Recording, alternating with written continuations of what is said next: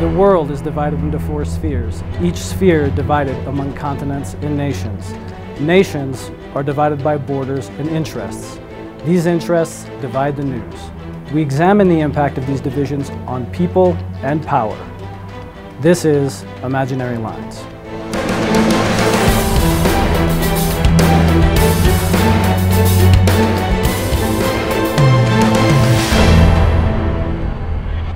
Welcome to the program. I'm your host, Chris Spanos. Coming up on the show, Brazil, Russia, India, China, and South Africa, together known as the BRICS countries, met earlier this month for their 6th annual World Summit. One of the outcomes of the summit was for the creation of a new development bank. I'll speak with Vijay Prishad about this issue. But first, a look at how English media have reported on top Latin American news. A wave threatens to swamp. A deluge threatens to burst the seams. This is not the media reporting on Hurricanes Katrina or Sandy. This is how Reuters characterizes the humanitarian crisis of Central American children migrating to the United States. Describing how the number of migrant children affects U.S. immigration courts, Reuters continues with environmental disaster metaphors. Quote, "The court overload is rising in part because of a flood of unaccompanied minors from Honduras, Guatemala, and El Salvador," unquote. To its credit, Reuters does mention the traumatic conditions that Central American children are fleeing, such as illness, rape, and forced labor. Other media outlets, however, like Fox News, not only deploy natural disaster metaphors, but go so far as blame the people of Guatemala, Honduras, and El Salvador for, quote, "dispatching children on this perilous journey," unquote. Critics point out that describing the problem of human migration in terms of an environmental crisis is misleading because it conceals the fact that people are fleeing human-made disasters. For example, most of the countries that Reuters mentions are part of the Central American Free Trade Agreement, essentially an extension of the North American Free Trade Agreement that allowed U.S. agricultural goods to displace more than 1.3 million Mexican farmers, spurring a growth in northern migration. Activists charge that Reuters and other media are guilty of overlooking how economic exploitation is a contributing factor in the current child migration story. And now let's turn to our interview. In July, the countries of Brazil, Russia, India, China, and South Africa, together known as the BRICS countries, met in Brazil for their 6th annual summit. One of the greatest achievements of the summit was the agreement to launch a new development bank. Many see this bank as a counter to the neoliberal economic order. However, mainstream media, on the other hand, are more skeptical. Vijay Prishad is author of The Poorer Nations. He joins me today. Welcome to the program, Vijay. Thank you so much. When learning about the BRICS project in the media, it's often presented without a history. And when reading about it in the neoliberal press, for example, the New York Times or Wall Street Journal, it's often presented as a project attempting to take advantage of the North during times of financial crisis, for example. Vijay, what is the historical context of the BRICS project? Where does it come from, and what's its agenda? Well, the BRICS project as such has nothing to do with the global financial crisis.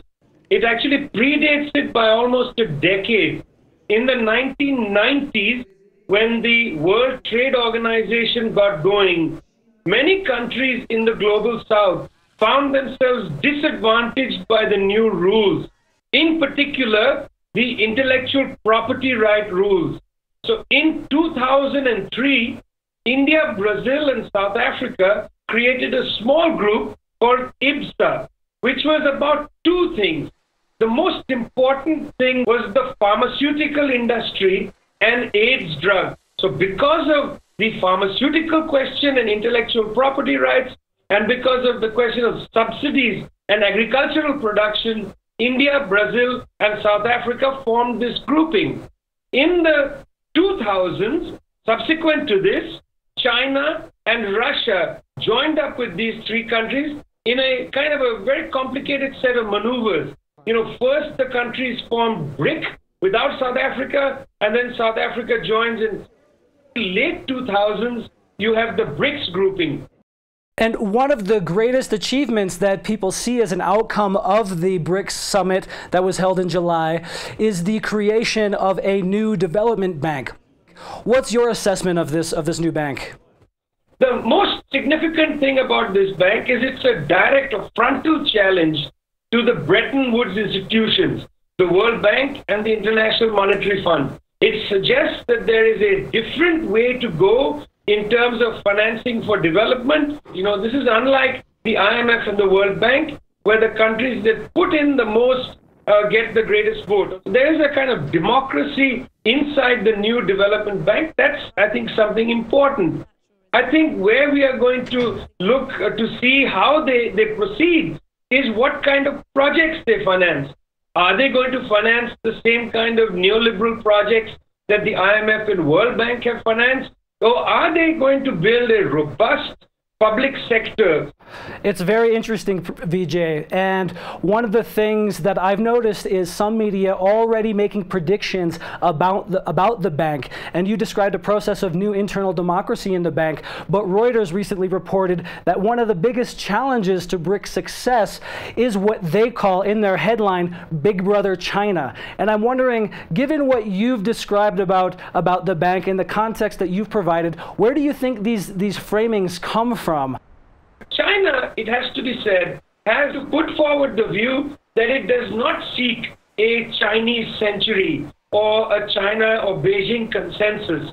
The Chinese have put on the table that they believe deeply in multilateralism and would like to use multilateral instruments such as the BRICS, such as the United Nations, etc., to further their own agenda, their own interests. It seems as if the BRICS, till now, has been a useful agenda for Chinese national interests. Now, whether the Chinese feel like they should have a larger role than the other countries, well, that of course is to be seen. But the evidence for now suggests that they have not sought a larger role. In fact, the very fact that they've allowed for equal voting and therefore equal veto means that they are quite comfortable sharing the burdens of managing, the convulsions in the planet. Well, thank you very much for speaking with me, Vijay. Thank you. Thanks, Chris. And now, let's take a look at other media-related news. Newly released CIA emails, which this presenter obtained through a Freedom of Information Act request, reveal the ways in which almost a dozen Obama administration officials coordinated their response to WikiLeaks' November 2010 publication of more than 250,000 U.S. Embassy cables, known as Cablegate. What's notable about the emails is that they include a number of officials involved in campaigns to discredit other whistleblowers. For example, the CIA emails show that on December 15, 2010, Tracy Schmaler, then Public Affairs Director at the Department of Justice, sent an email to 11 others providing advance warning of a New York Times article about the U.S. effort to build a conspiracy case against Julian Assange. The article previews themes that would later become central in films such as Alex Gibney's We Steal Secrets. In March last year, Schmaler resigned from the Department of Justice, while many in the department were suspected of leading a widespread attempt to discredit another whistleblower, John Dodson. Dodson exposed a government operation dubbed Fast and Furious, which allowed illegal gun trafficking to occur across the U.S.-Mexico border, resulting in firearms finding their way into the hands of known drug cartels and criminals.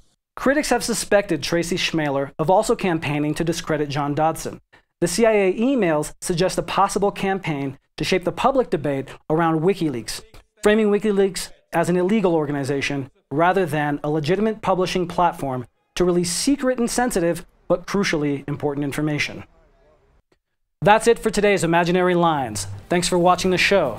I'm your host, Chris Spanos. Please join me next week.